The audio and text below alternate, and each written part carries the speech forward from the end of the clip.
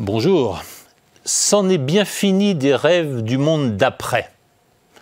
L'épidémie de Covid-19, qui fait des allers-retours depuis maintenant près de 2 ans, est en train de s'imposer de nouveau dans l'agenda européen et dans l'agenda des relations internationales. Elle est en train surtout de peser dans nos agendas personnels et familiaux à 2 pas des fêtes de Noël et de fin d'année. Pourquoi ? Moins en raison de l'épidémie elle-même qu'en raison des dispositifs adoptés par différents gouvernements.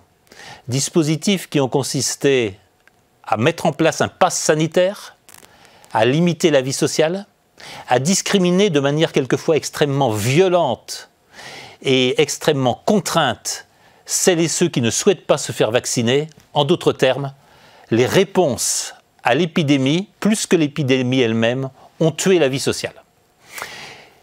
Et le moment est venu probablement de s'interroger sur 2 choses.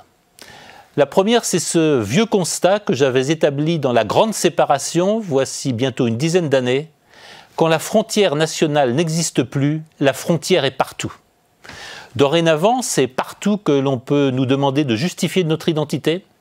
C'est pour accéder au commerce, accéder au restaurant, accéder aux lieux de fête, aux lieux de vie, que l'on nous demande de justifier de la vaccination ou de justifier d'un certificat de non-contamination.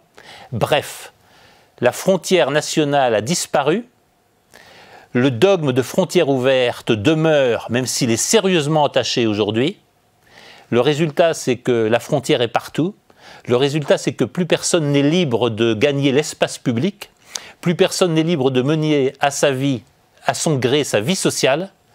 La restriction de nos libertés individuelles et publiques est absolument considérable, mais le phénomène le plus important, c'est que nos sociétés dites libérales, qui se vantaient de niveaux inégalés de liberté individuelle et publique, sont en train d'y renoncer sans pratiquement aucun débat public. Et cet abandon collectif n'est pas la moindre des questions que pose la mise en œuvre du pass sanitaire. L'autre question, c'est naturellement les modalités de ce pass sanitaire.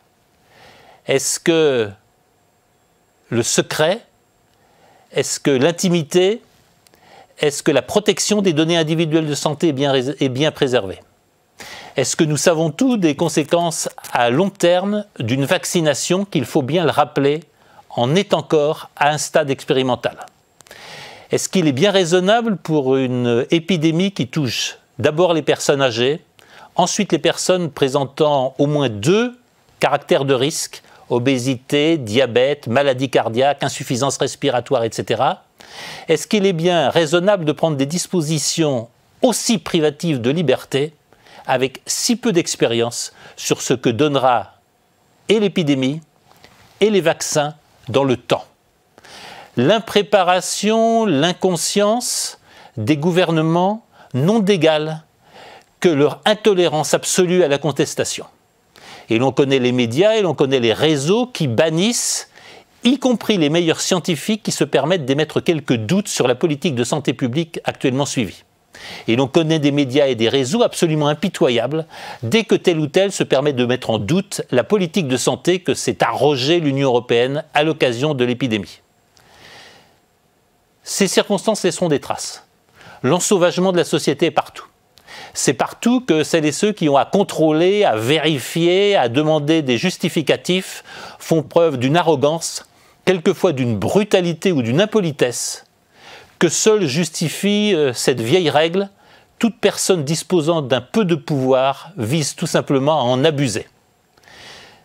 Ces circonstances laisseront des traces sur un ensauvagement de la société et une perte de la civilité et un recul de civilisation, de plus en plus notable à mesure que le temps passe. Norbert Elias avait écrit « La civilisation des mœurs ». Il expliquait à quel point notre civilisation occidentale, c'était d'abord le progrès des mœurs. Pas de violence, de la politesse, de la distinction, et cette exquise civilisation qui a fait le bonheur européen. Nous en sommes bien loin, et nous devons craindre une décivilisation qui nous prépare à des âges de sauvagerie, de brutalité. Ce n'est pas sans effet que la brutalité est en train de se réinstaller partout dans nos sociétés occidentales.